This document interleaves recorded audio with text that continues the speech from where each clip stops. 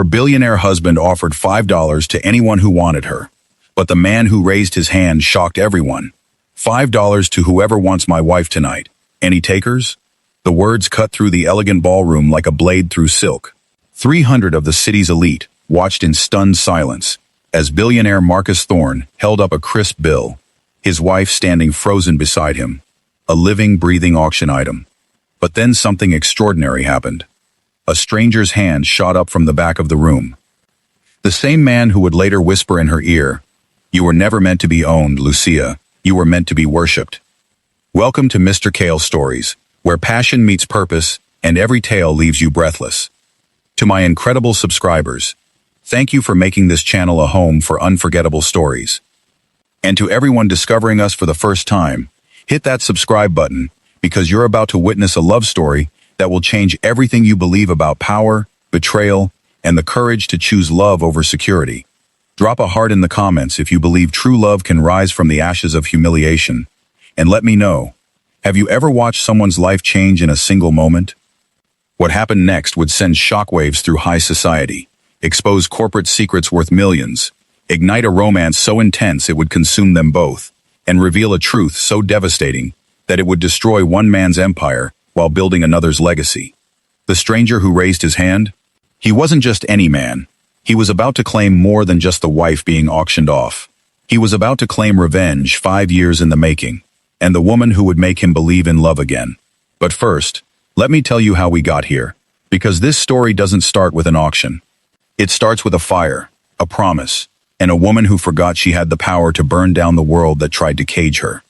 3 months before that fateful night, Lucia Ashford stood in her walk-in closet, surrounded by thousands of dollars worth of designer gowns, each one chosen by her husband to project the perfect image of success. She ran her fingers along the silk and chiffon, feeling like she was touching someone else's life. "The blue Versace tonight," Marcus called from their bedroom. "The one with the low back. The Hendersons will be there, and Patricia always notices what you wear." Of course she did. In their world, wives were assessed like fine art. Beautiful, valuable, but ultimately silent decorations for their husband's achievements.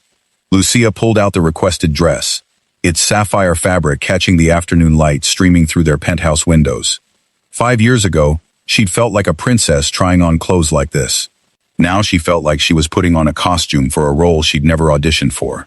Her phone buzzed with a text from her sister Carmen, her only remaining connection to the woman she'd been before becoming Mrs. Marcus Thorne. "Art therapy session tonight. You promised you'd come this time." Lucia stared at the message. Carmen ran a small community center downtown, helping underprivileged kids express themselves through art.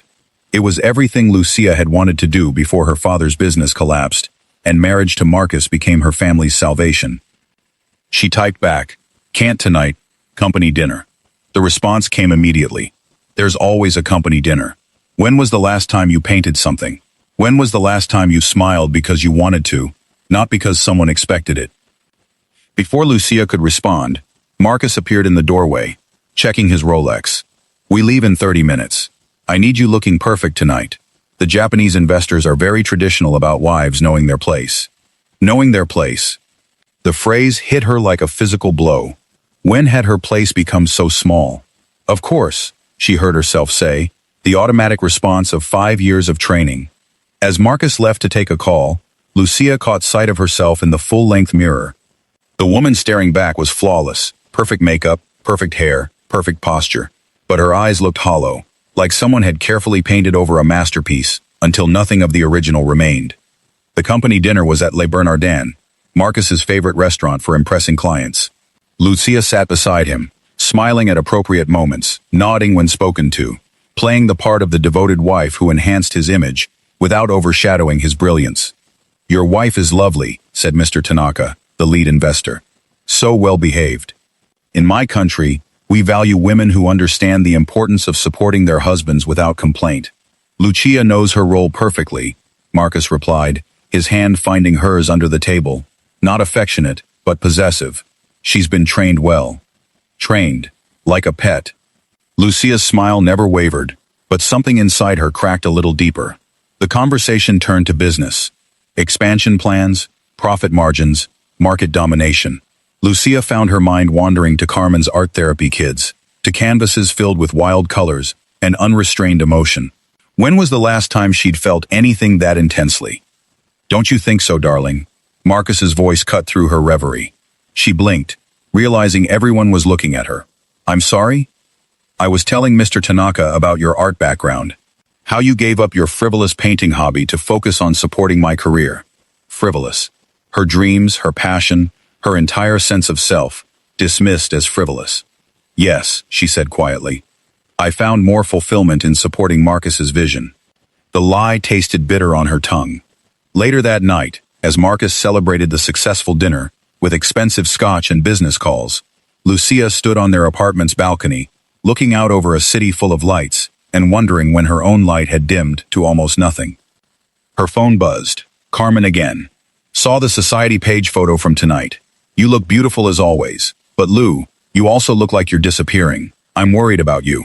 Lucia typed and deleted a dozen responses. How could she explain that she was drowning in luxury? That she had everything any woman was supposed to want, but felt more empty with each passing day? Finally, she typed, I'm fine, just tired. But she wasn't fine. She was becoming a ghost of herself, fading a little more each day, until she wondered if there would be anything left to save. What Lucia didn't know was that 5 blocks away, Rafael Montenegro was staring at a photo on his desk. A young woman with paint-stained fingers and a radiant smile, frozen forever at 23.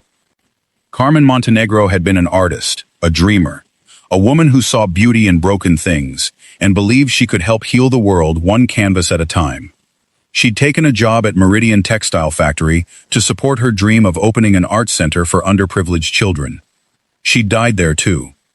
Rafael picked up the newspaper clipping he'd read 1,000 times. Factory fire claims 7 lives.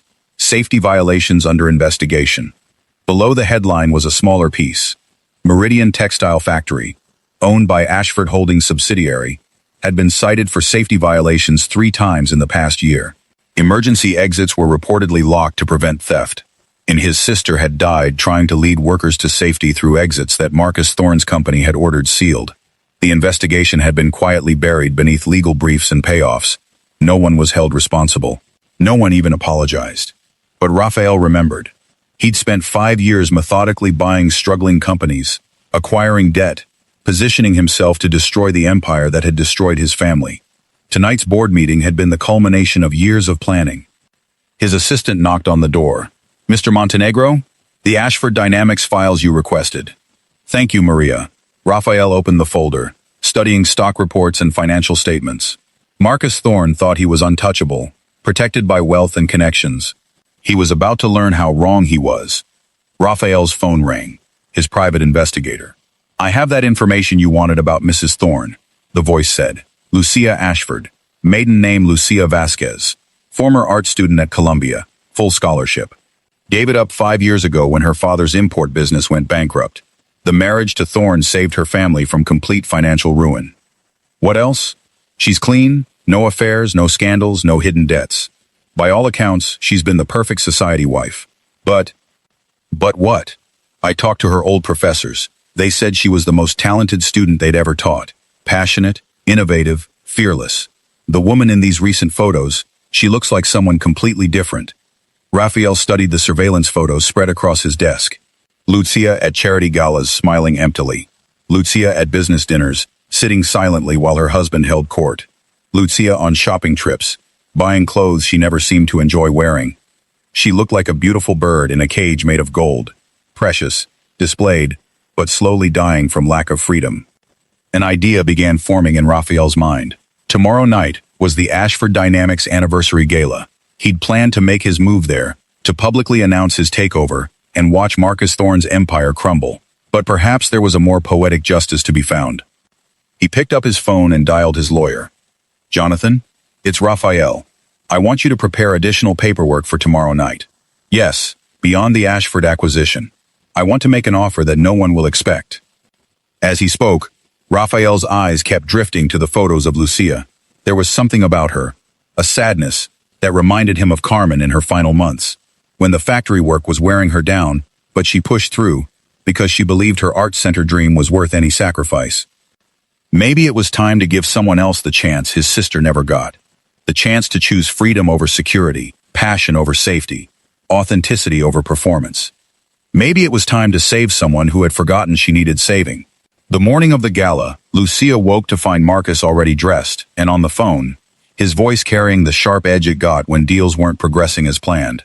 "What do you mean Montenegro bought out Henderson's debt? When did this happen?" She lay still, listening to the one-sided conversation. "Find out everything you can about this Rafael Montenegro.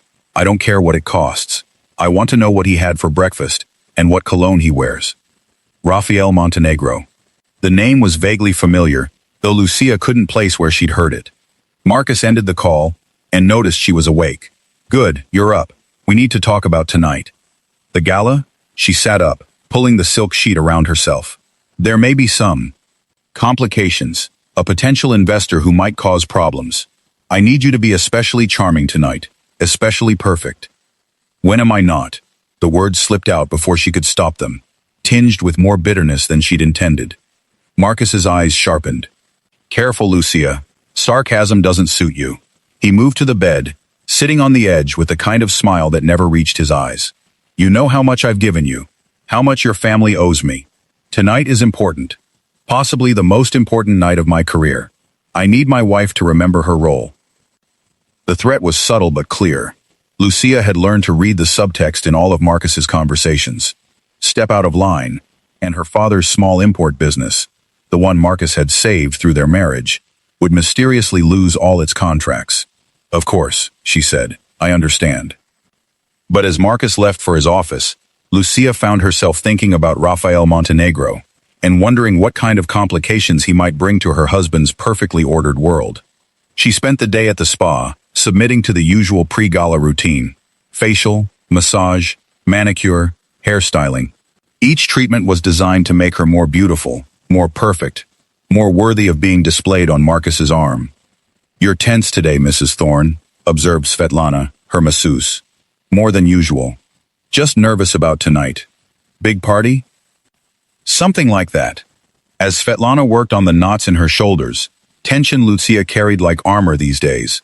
Her mind wandered to a conversation she'd had with Carmen weeks ago. "Do you remember when we were kids, Lou? How you used to paint portraits of everyone in the neighborhood? You said you wanted to capture their souls, not just their faces." "I remember. What happened to that girl? The one who thought she could save the world with a paintbrush. She grew up.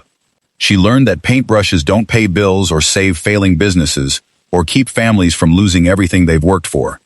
But what if she could have found another way? What if she didn't have to choose between saving everyone else and saving herself?" Lucia had changed the subject then, but the question haunted her. What if there had been another way? That evening, as she stood before her mirror in the sapphire Versace gown, Lucia looked like every man's fantasy of the perfect wife. Elegant, poised, breathtaking. But behind her eyes lay the question that was becoming impossible to ignore. Who was she beneath all this perfection? And was there anything left of that girl to save? Her phone buzzed with a text from Carmen. "Thinking of you tonight. Remember, you're stronger than you know." Lucia stared at the message, feeling something stir inside her that had been dormant for years. A whisper of defiance, a flicker of the fire that used to drive her to create beauty from nothing. She deleted the text, applied another coat of lipstick, and prepared to play her role one more time. She had no idea it would be the last time she'd ever have to. Are you feeling the tension building? Hit that like button if you can sense something big is about to happen. And tell me in the comments, have you ever felt trapped in a life that looked perfect from the outside? The Ashford Dynamics Anniversary Gala was a masterpiece of corporate theater. 500 guests filled the grand ballroom of the Metropolitan Museum, surrounded by priceless art, while celebrating the accumulation of wealth that often cared little for beauty's true value. Lucia moved through the crowd like a dancer who knew every step by heart. Smile, nod, compliment, deflect. She was Marcus's perfect accessory, enhancing his image without ever stealing focus. "Lucia, darling." Patricia Henderson approached, air-kissing both cheeks. "That dress is divine. Marcus has such exquisite taste." Marcus's taste, not her taste. Even her choices about her own body were credited to her husband. "Thank you, Patricia. You look wonderful too. Did you hear about the Henderson Industries situation?" Some corporate raider bought our debt and is demanding immediate repayment. Absolutely ruthless. Patricia lowered her voice conspiratorially. Marcus says it's some nobody trying to play with the big boys. He'll put him in his place soon enough. Lucia murmured sympathetically, but something about Patricia's description nagged at her. A corporate raider buying debt. That was exactly what Marcus had been worried about this morning. The dinner portion of the evening proceeded flawlessly. Marcus gave a speech about success, innovation, and the importance of traditional values. The guests applauded enthusiastically, raising glasses to celebrate another year of Ashford Dynamics dominance. But Lucia noticed subtle tensions in the room. Whispered conversations that stopped when she approached. Worried glances between board members. The kind of undercurrent that suggested not everyone was as confident as they appeared. After dinner, as the evening moved into its social phase, Lucia excused herself to freshen up. In the ladies' room, she overheard two board members' wives talking in hushed tones. Henderson's bankruptcy was just the beginning. Someone's been systematically buying up debts and calling them in. 3 companies this month. Who would have that kind of capital? Someone with very deep pockets and very personal motivations. Lucia emerged from the stall, causing both women to fall silent with embarrassed smiles. But their conversation confirmed her growing sense that tonight was about more than celebration. When she returned to the ballroom, Marcus was holding court with several major investors, his charm operating at full power. He caught her eye and beckoned her over with the smile that meant she was needed as a prop. "Gentlemen, you remember my beautiful wife, Lucia." She took her position at his side, the familiar role of silent supporter. But tonight, something felt different. Maybe it was the tension in the room, or the mysterious Rafael Montenegro lurking somewhere in the crowd, or simply 5 years of accumulated exhaustion finally reaching a breaking point. Whatever it was, when Marcus tapped his champagne glass and called for attention, Lucia felt a premonition that her carefully ordered world was about to shatter. "Ladies and gentlemen, thank you for celebrating another successful year with Ashford Dynamics." The crowd applauded, glasses raised in tribute to Marcus's vision and leadership. "Tonight, we celebrate not just our company's success, but the values that built it. Discipline, loyalty, and knowing one's place in the natural order." More applause. Lucia smiled automatically, but the words "knowing one's place" struck her like a physical blow. "Speaking of knowing one's place," Marcus continued, his arms sliding around her waist with possessive familiarity, "you all know my beautiful wife, Lucia." The room's attention focused on her like a spotlight. She maintained her composure, even as something inside her began screaming. She's been the perfect partner for 5 years. Quiet, obedient, decorative. A wonderful example of how traditional marriage roles create harmony and success. Nervous laughter rippled through the crowd. Lucia felt heat rising in her cheeks, but kept smiling. In fact, Marcus reached into his jacket pocket. "She's been so wonderfully compliant. I think she deserves recognition." He pulled out a $5 bill, holding it up for everyone to see. The room fell silent, confusion spreading across faces as people tried to understand what was happening. $5, Marcus announced. "To whoever wants her for the evening. After all, isn't that what good wives are for? To be shared among friends when their husbands are feeling generous?" The silence was deafening. Lucia felt the blood drain from her face as 300 pairs of eyes turned to stare at her. This was it, the final degradation. The moment her husband publicly announced that 5 years of her life, her sacrifice, her very soul, was worth exactly $5. She stood frozen, trapped between the impulse to run and the trained response to endure whatever humiliation Marcus chose to inflict. This was her life, her marriage, her carefully constructed prison, and there was no escape from a chair scraped against marble. From the back of the room, a man she'd never seen before rose to his feet. He was tall, dark-haired, with the kind of quiet confidence that made expensive clothes look understated rather than showy. He moved through the crowd with unhurried purpose, every eye tracking his progress toward the front of the room. He reached the podium, pulled out his own $5 bill, and placed it beside Marcus's. When he spoke, his voice carried clearly to every corner of the silent ballroom. "I'll take her," he said, "and everything else you're about to lose." Marcus's practiced smile faltered for just a moment, before reasserting itself. "I'm sorry, who exactly are you?" "Rafael Montenegro," the stranger replied, his dark eyes never leaving Marcus's face.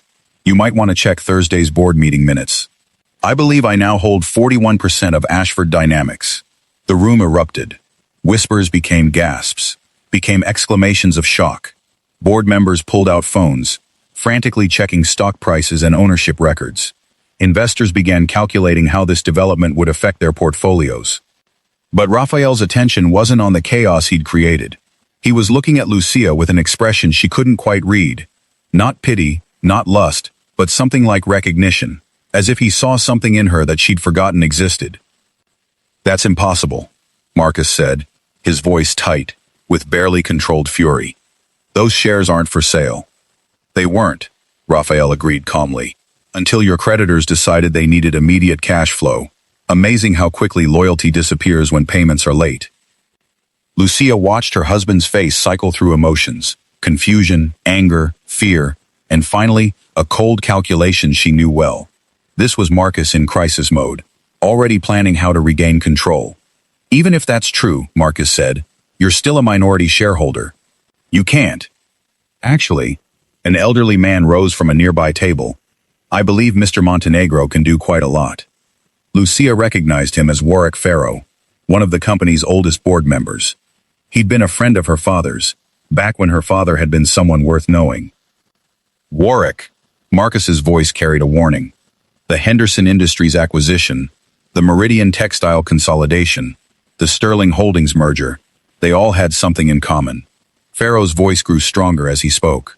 Buildings with safety violations, workers injured, families destroyed, and always, someone like you, walking away richer, while others paid the price. More board members stood, then investors, then guests who had nothing to do with business, but everything to do with recognizing a moment when power shifted hands.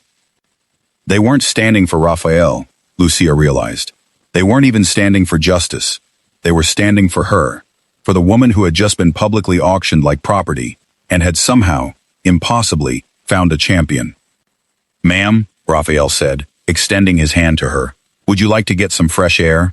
Lucia stared at his outstretched hand. Taking it would mean crossing a line she could never uncross. It would mean choosing uncertainty over security, possibility over the known quantity of her misery.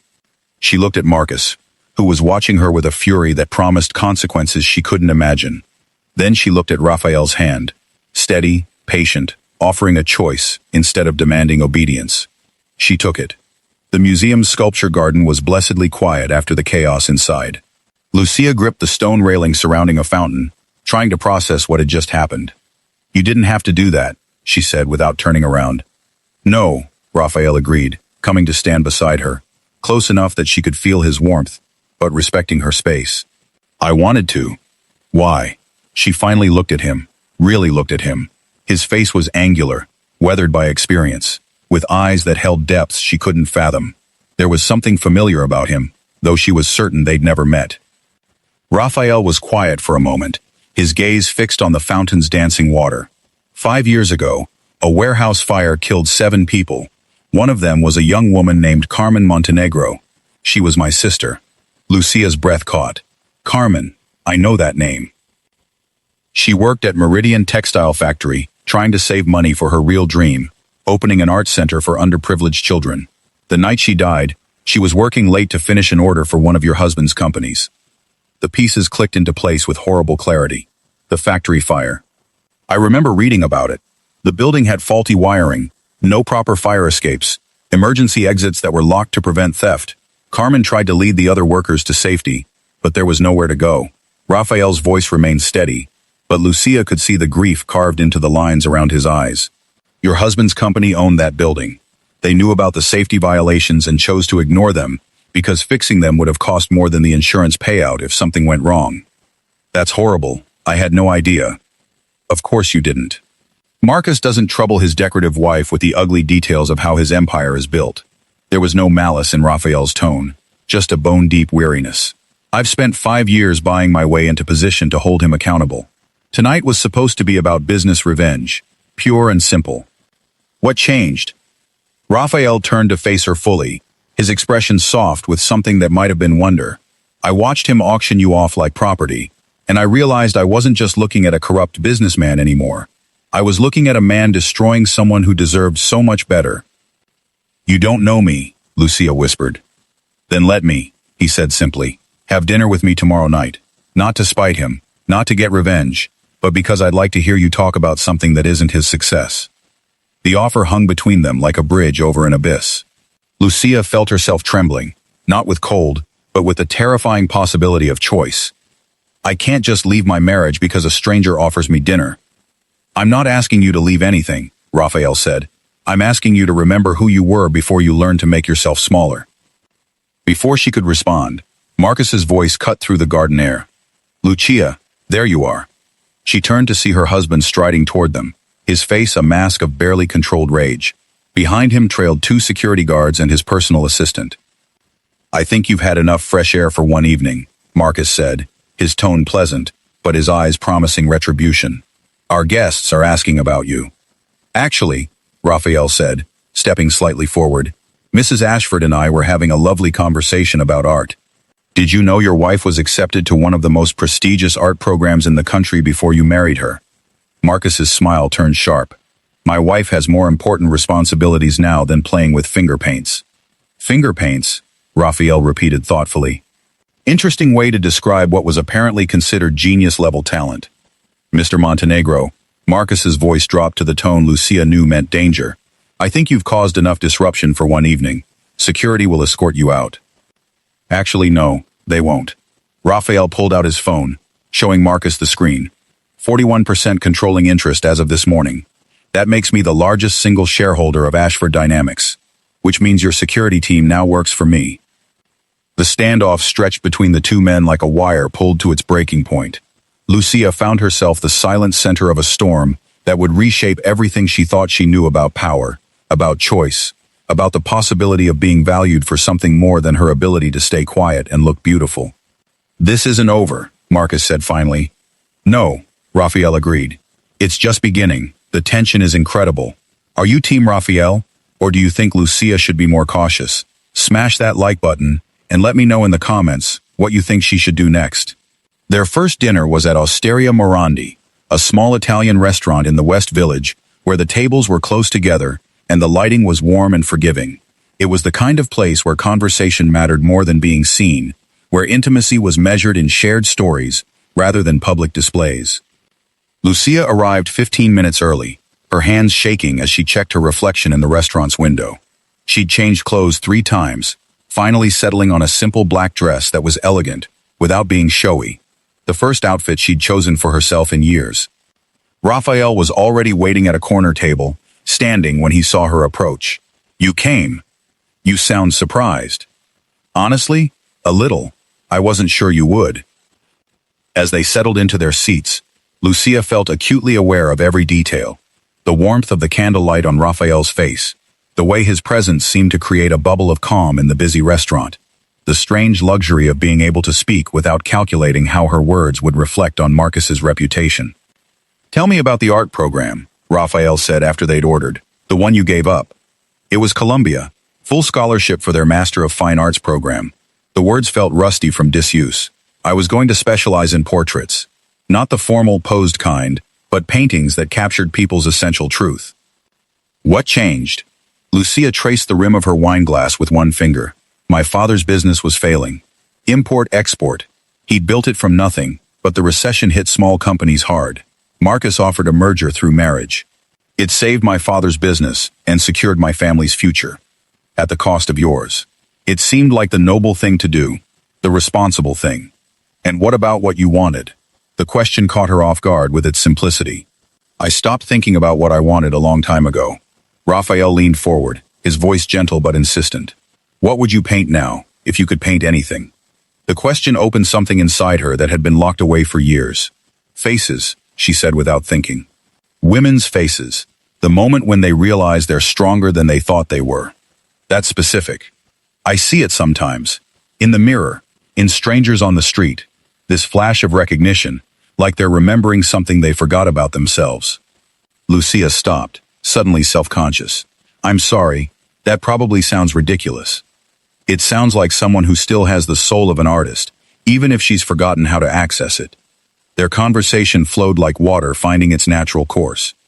Raphael told her about growing up in his grandmother's small apartment after his parents died in a car accident, about working construction jobs to pay for business school, about the promise he'd made at Carmen's grave to ensure no other family would suffer from corporate negligence. You could have destroyed Marcus's company quietly, Lucia observed. Why make it so public? Because what he did to you wasn't just cruel, it was criminal.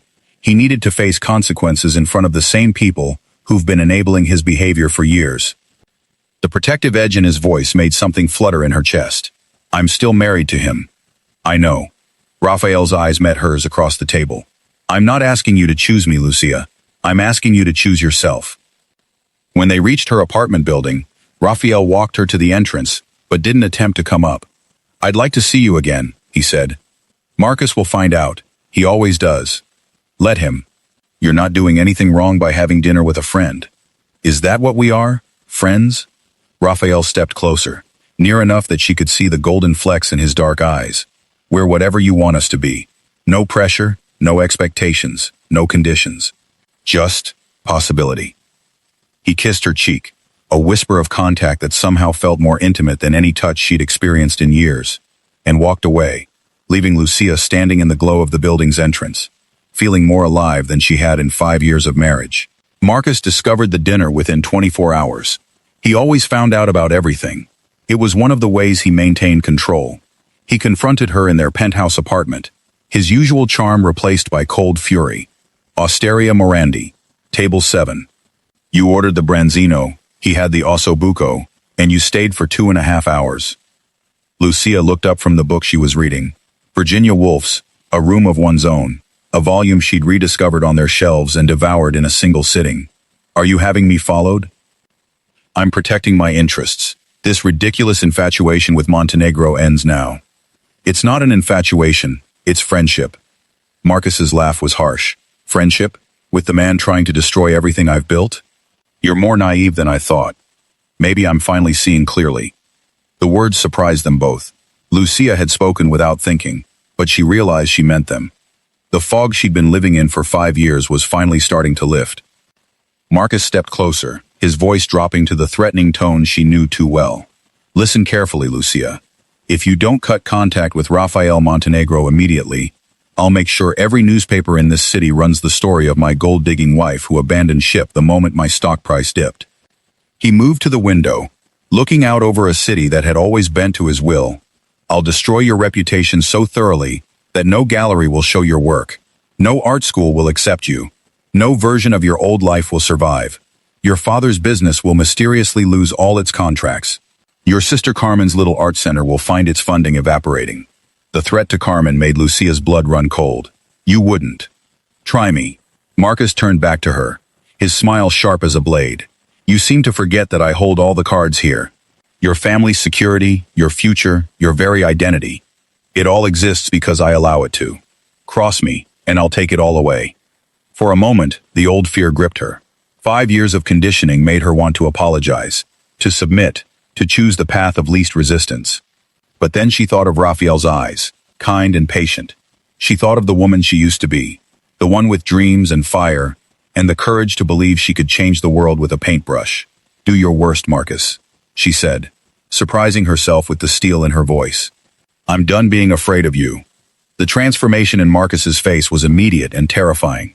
The polished businessman facade cracked, revealing something much uglier underneath. You have no idea what you're choosing, he said quietly. But you'll learn. Very soon, you'll learn exactly what defying me costs. After he left for another late business meeting, or whatever he did during his frequent evening absences, Lucia called Raphael. He knows about dinner, she said without preamble. I expected he would. Are you all right? He threatened to destroy my family if I keep seeing you. Raphael was quiet for a long moment. If you want to walk away, I'll understand completely. I won't make your life more difficult than it already is. That's not what I'm calling to tell you. What are you calling to tell me? Lucia took a breath, feeling as if she were about to step off a cliff. I'm calling to tell you that I'm terrified. Not of him. I'm terrified that I don't know how to want something and simply have it, without it costing me everything I love. Then we'll figure it out together, Raphael said, however long it takes. You don't understand what you're getting into. Marcus isn't just wealthy, he's vindictive. He'll try to destroy you too. Lucia, Raphael's voice was patient, certain. I've spent 5 years preparing for this war. The only question is whether you want to fight it alongside me or if you'd prefer to find a different path to freedom. What if there is no path to freedom? What if this is just trading one prison for another? Then we'll build our own door, he said simply. But first, you have to decide if you want to walk through it. Their second dinner was at Raphael's apartment, a converted loft in Tribeca, with exposed brick walls and floor-to-ceiling windows overlooking the Hudson River. It was masculine but warm, filled with books and art that had been chosen for love rather than investment value. You cooked, Lucia said, surprised by the elaborate meal he'd prepared. Carmen taught me. She said a man who couldn't feed people he cared about was a man who couldn't truly care for anyone. They ate by candlelight, the city sparkling beyond the windows like a field of fallen stars. The conversation was easier this time, less careful, marked by moments of laughter that Lucia had forgotten she was capable of producing.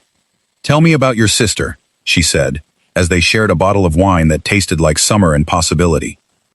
Raphael's expression grew soft with memory. She was fearless, not reckless, fearless. There's a difference. She believed that everyone deserved beauty in their lives, regardless of how much money they had or where they came from. That's why she wanted to open the art center. She'd already started it, actually, just a small storefront in the Bronx, but she had 15 kids coming regularly. They adored her. His voice caught slightly. After she died, I tried to keep it going, but I didn't have her gift.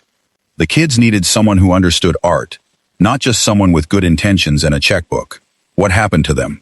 They scattered, found other after-school programs, or more often, just went home to empty apartments and too much unsupervised time. Raphael turned his wine glass in his hands.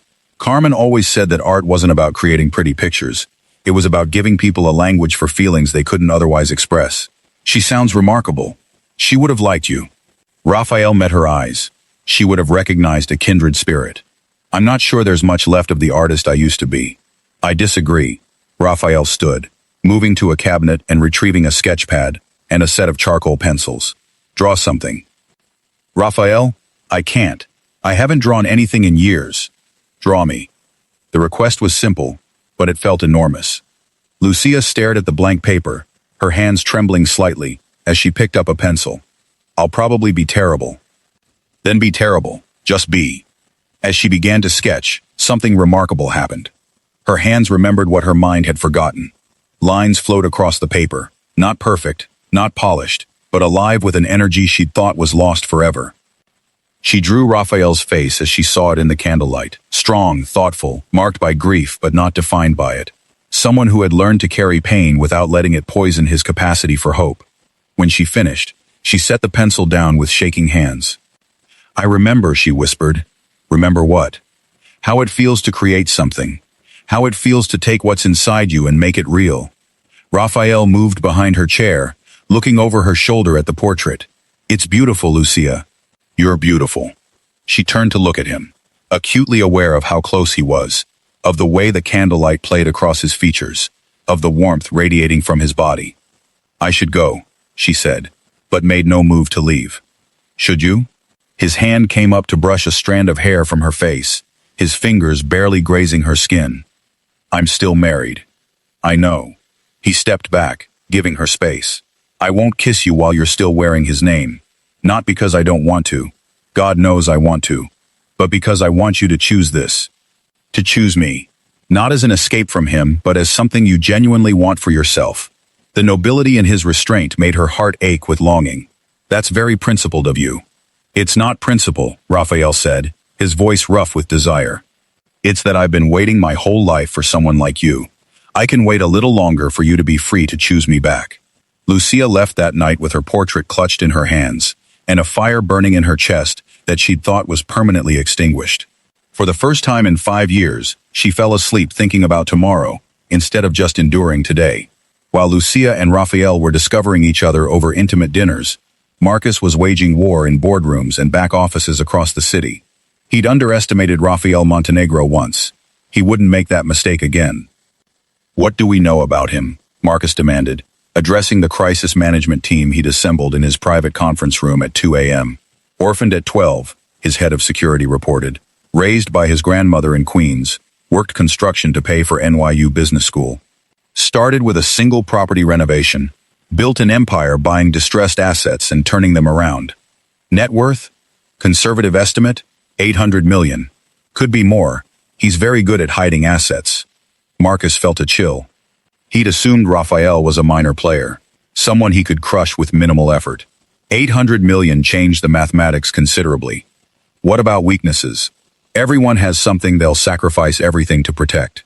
He's remarkably clean. No wife, no children, no obvious pressure points. His only living relative was the sister who died in the factory fire. Twinquate. The fire. Marcus remembered it vaguely, one of dozens of insurance claims that crossed his desk each year. He'd never connected it to anything personal. Tell me about the fire. Meridian Textile Factory 2019. 7 dead, including Carmen Montenegro. OSHA investigation found multiple safety violations, but your legal team managed to limit exposure to insurance payouts. No criminal charges were filed. And now her brother owns 41% of my company. Marcus slammed his hand on the conference table. How did our intelligence miss this? How did no one connect Rafael Montenegro to the factory victim? Different last names, his assistant offered weakly. She went by Carmen Vasquez, apparently used her mother's maiden name professionally. Get me everything, Marcus snarled. Bank records, property holdings, business associates, college transcripts. If Rafael Montenegro has so much as a parking ticket, I want to know about it. But as the hours passed and reports piled up on his desk, a disturbing picture emerged. Rafael Montenegro wasn't just wealthy. He was methodical. For 5 years, he'd been systematically purchasing debt and acquiring companies connected to Ashford Holdings. The takeover wasn't opportunistic. It was planned, patient, and devastatingly effective. Sir? His lawyer entered the conference room with an expression that promised bad news. We've analyzed the stock transfers. Montenegro controls 41%, but if he can convince just 3 more board members to side with him, he can force a vote of no confidence. Which board members is he targeting? All of them, apparently. He's been scheduling private meetings with every member over the past month. Marcus felt the walls closing in. His empire, built through decades of careful manipulation and strategic cruelty, was being dismantled by someone who had every reason to want him destroyed. And worse, that someone was seducing his wife. Double the security on Lucia, he ordered. If Montenegro thinks he can use her against me, he's about to learn how wrong he is. Marcus's plan was elegant in its simplicity. If he couldn't destroy Raphael through business, he'd destroy him through scandal, and Lucia would be the weapon. He arranged for photographers to be waiting outside Osteria Morandi when she arrived for her 3rd dinner with Raphael. The images were perfect. Mrs. Marcus Thorne, recognizable to anyone who read society pages, entering a romantic restaurant to meet a man who wasn't her husband. But instead of releasing the photos immediately, Marcus held them back. They were ammunition for the right moment. That moment came when Raphael called an emergency board meeting. Gentlemen, Raphael addressed the assembled board members. I've called this meeting to present evidence of gross financial misconduct and criminal negligence by your current CEO. He distributed folders containing documentation Marcus had thought was buried, safety violations, bribery records, insurance fraud, systematic exploitation of workers and communities. This company has operated like a criminal enterprise for the better part of a decade, Raphael continued. Under Marcus Thorne's leadership, Ashford Holdings has prioritized profit over human life, to a degree that constitutes criminal conspiracy. The board members shifted uncomfortably. These men had profited from Marcus's methods, even as they'd maintained plausible deniability about the details. These are serious allegations, said board chairman William Sterling. Do you have proof? I have documentation, witness testimony, and financial records that paint a clear picture of systematic corporate malfeasance. Raphael's voice was calm, professional, damning. I'm calling for an immediate vote of no confidence in Marcus Thorne's leadership. That's when Marcus played his card. Before we discuss my leadership, he said, standing with his trademark smile, perhaps we should discuss Mr. Montenegro's character. After all, what kind of man seduces another man's wife as part of a business strategy? He nodded to his assistant, who activated a wall-mounted screen. The photographs appeared in stark clarity. Lucia entering the restaurant, laughing at something Raphael had said. The 2 of them walking close together on the street. My wife has been compromised by a man who clearly believes that personal relationships are tools for corporate manipulation, Marcus continued. Can we really trust someone so ethically bankrupt to lead this company? The room fell silent. Several board members looked deeply uncomfortable, not with Marcus's tactics, but with being forced to witness them. But Raphael didn't look surprised or angry. He looked sad. "You're right," he said quietly. "I am having dinner with your wife. Multiple dinners, in fact." The admission sent murmurs through the room. "But not," Raphael continued, "for the reasons you're suggesting." He turned to face Marcus directly. "I'm having dinner with Lucia because she's an extraordinary woman who deserves better than being treated as property. Because she's intelligent, creative, and kind, and she's forgotten all of those things about herself, thanks to years of psychological abuse." "How dare you?" Marcus began. "How dare I what? Treat her with respect? Listen when she talks? Make her laugh?" Raphael's voice grew stronger. "You want to know about character, Marcus? Let's talk about a man who auctions his wife to a room full of strangers. Let's talk about a man who systematically destroys everything beautiful in someone's life, until they forget they were ever capable of creating beauty." The room was dead silent now. "I'm not seducing your wife as a business strategy," Raphael continued. "I'm falling in love with her because she's falling back in love with herself. And that terrifies you more than losing your company, doesn't it?" Marcus's face had gone white with rage. "You self-righteous." "The vote," interrupted Sterling, clearly desperate to end the public spectacle. "All in favor of maintaining confidence in Marcus Thorne's leadership?" 3 hands rose, Marcus's closest allies, men too compromised to abandon ship. Opposed? 7 hands. The motion carries.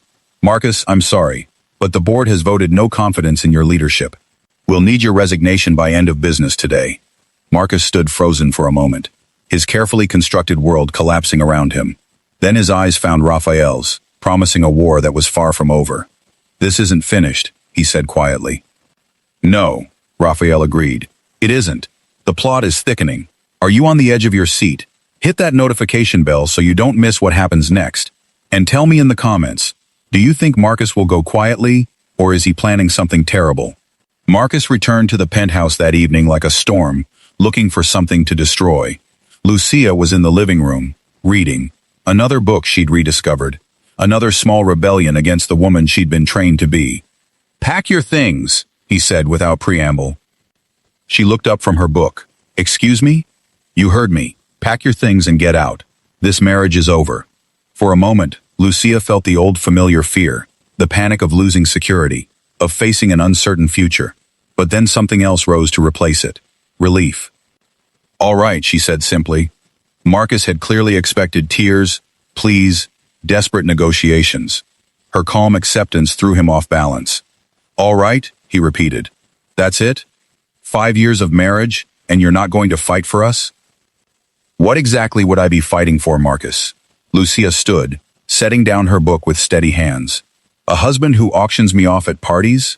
A marriage where I'm not allowed to have thoughts or dreams or friends? A life where my only value is how well I reflect your success?" "I gave you everything," Marcus snarled. "This apartment, those clothes, that lifestyle. You were nothing before you married me. A broke art student from a failing family."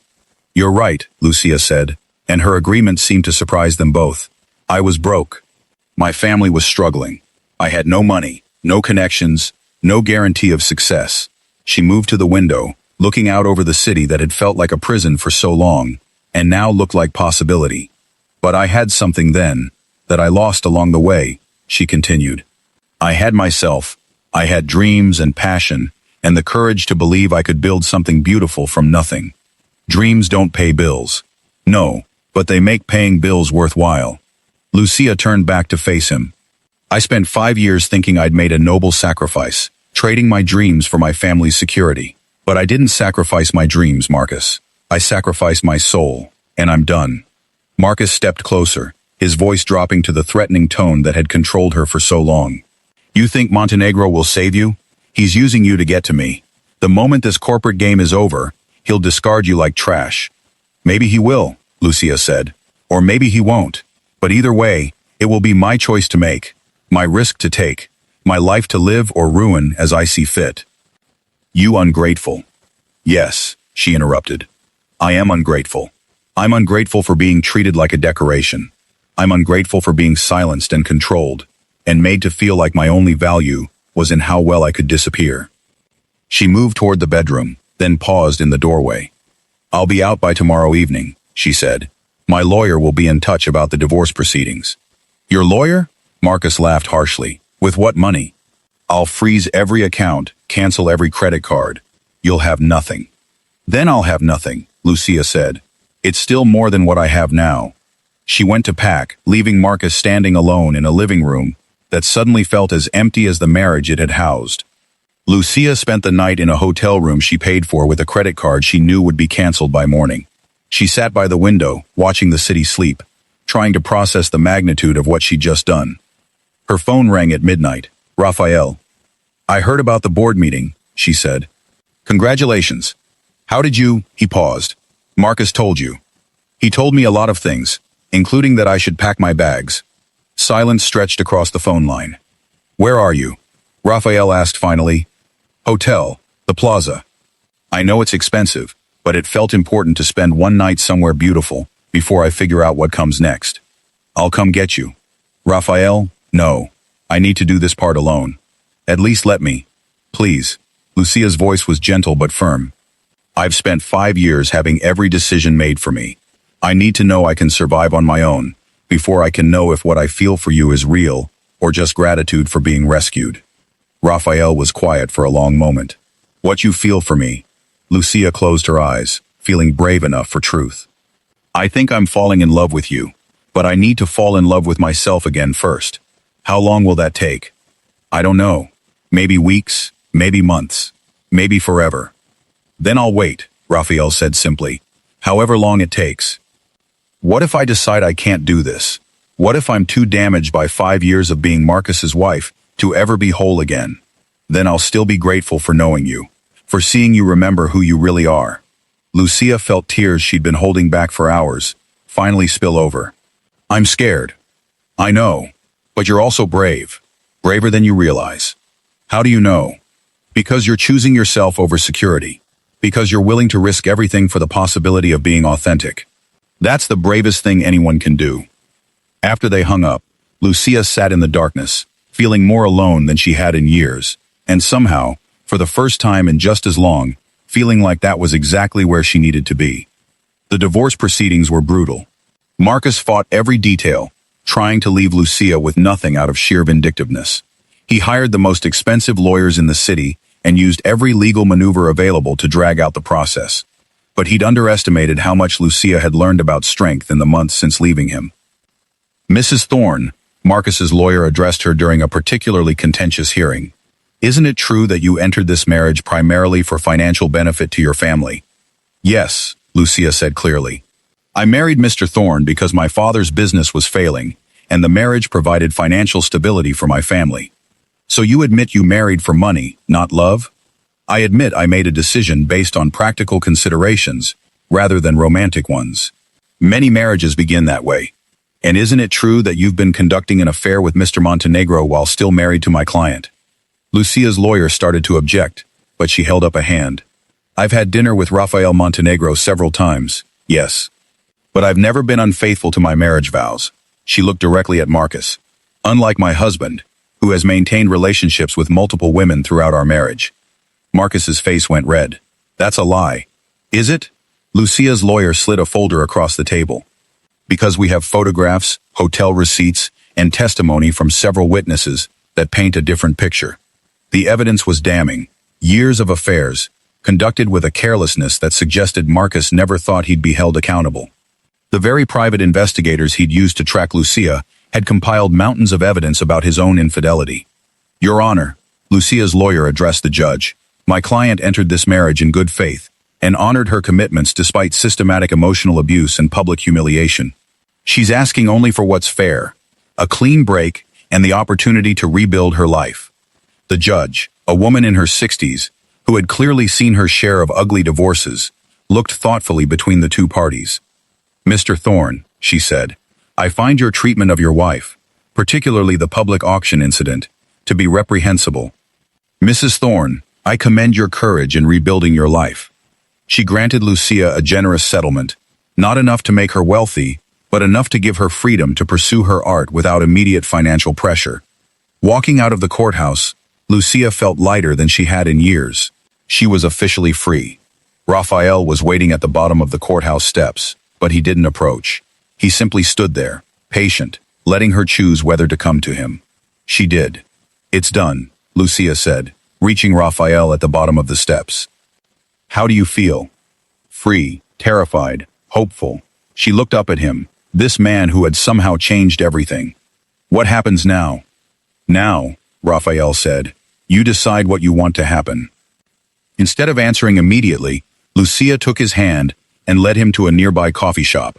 Nothing fancy, just a place where they could sit and talk without the weight of corporate drama or legal proceedings, or Marcus's shadow falling across their conversation.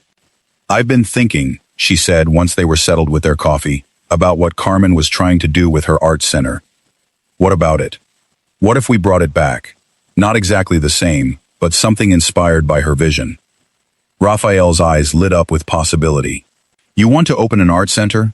I want to create something beautiful that helps other people create beautiful things. I want to give kids the chance to discover what I forgot, that their dreams matter, that their voices deserve to be heard, that art isn't a luxury, but a necessity." It would be a lot of work, a lot of risk. I know, but I spent 5 years playing it safe, and it nearly killed everything that made me who I am. Lucia reached across the table to take his hand. "I want to try being brave instead." "What about us?" Raphael asked quietly. "Where do we fit into this brave new world you're building?" Lucia felt her heart race, but this time it was anticipation rather than fear.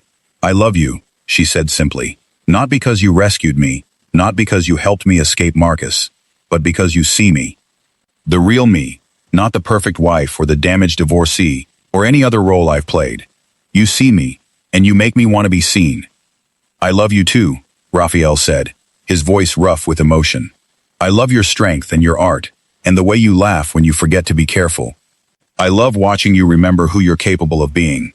"So what happens now?" she asked again. "Now we build something together. The art center, a relationship, a life that belongs to us and no one else." Raphael brought her hand to his lips, kissing her knuckles gently. "We take our time. We make mistakes. We figure it out as we go. No pressure, no expectations. Just love and possibility, and the courage to see what we can create together." 6 months later, Lucia stood in the renovated warehouse that would soon become the Carmen Montenegro Community Art Center. Sunlight streamed through skylights Raphael had insisted on installing, painting everything in golden possibility. "The kids arrive next week," she told Raphael, who was helping hang canvases that would serve as examples and inspiration.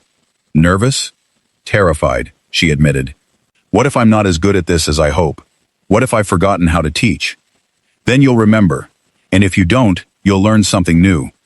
Raphael stepped back from the painting he'd just hung, one of Lucia's recent portraits, a study of a woman looking at her reflection and seeing strength rather than flaws. "Besides, you won't be doing this alone. Carmen would have loved this," Lucia said, looking around at the space they'd created together. "She would have loved you," Raphael corrected.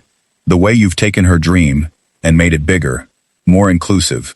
20 kids instead of 15, scholarships for supplies, partnerships with schools. Part 20 kids." The center was everything Lucia had dreamed of during those long nights in her hotel room, planning a future she wasn't sure she'd have the courage to pursue. It was bright and welcoming, filled with easels and pottery wheels and walls, where young artists could display their work without fear of judgment. "I have something for you," Raphael said, producing a small wrapped package. Inside was a set of brushes, expensive, professional grade, the kind Lucia had coveted as a student, but never been able to afford. "For the portraits you're going to paint," he explained, "of the kids who discover they're stronger than they thought." Lucia felt tears spring to her eyes. "Raphael, there's something else." He moved to a canvas she hadn't noticed, covered by a cloth. When he pulled it away, she gasped. It was a painting of her, not the polished, perfect version that had appeared in society magazines, but the real her. Paint-stained fingers, eyes bright with passion, surrounded by canvases and brushes, and the beautiful chaos of creation. "When did you?" "I've been working on it for months. I wanted to capture you the way I see you, as an artist, not an accessory." She studied the painting, amazed by the woman staring back at her. This person looked capable of anything. This person looked alive. Is that really how you see me? It's how you've always been, Raphael said. You just forgot for a while. If this story has touched your heart, please hit that subscribe button and ring the notification bell so you never miss our tales of love, courage, and second chances. Share this story with someone who needs to remember their own strength. And let me know in the comments, what dream did you give up that's worth fighting for? 1 year later, Lucia stood before a microphone at the Carmen Montenegro Community Arts Center's first annual fundraising gala. The warehouse was transformed, filled with artwork created by their students, portraits and landscapes and abstract expressions of hope and pain and joy. Raphael sat at a front table, wearing the same quiet confidence that had first caught her attention. Marcus was nowhere to be seen. He'd left the city after losing his company, reportedly starting over in a smaller market where his reputation hadn't yet followed him. A year ago, Lucia began, I thought my life was worth $5. The crowd, donors and parents and community members, listened intently. My husband auctioned me off at a charity gala, and for a moment, I believed that was all I was worth. $5 and the entertainment value of watching a woman be publicly humiliated. She found Raphael's eyes in the crowd, drawing strength from his steady presence. But sometimes the worst moments of our lives become doorways to the best ones. Sometimes what feels like the end is actually the beginning. She gestured to the walls covered with student artwork. These young artists are learning what I forgot, that their voices matter, that their dreams are valuable, that they don't have to choose between survival and authenticity. The applause was warm and heartfelt. The center exists because of a promise made at a grave, because of a woman named Carmen Montenegro, who believed everyone deserved beauty in their lives. But it also exists because sometimes, when someone tries to diminish you to your smallest possible value, life sends you exactly the right person to remind you that you're priceless. After the event, as they walked home through streets that had once felt like a maze and now felt like possibility, Raphael took her hand. Any regrets, he asked. Lucia considered this, thinking about the chain of events that had started with humiliation and led to this, walking hand in hand with a man who loved her completely, running an art center that was changing lives, painting portraits that captured the moment when people remembered their own strength. That $5 auction was the best investment anyone ever made in my future, she said. It bought me back my life. Raphael stopped walking and pulled her close, kissing her under a streetlight, like they were the only two people in the world. No, he said against her lips. You were always worth everything. You just needed to remember.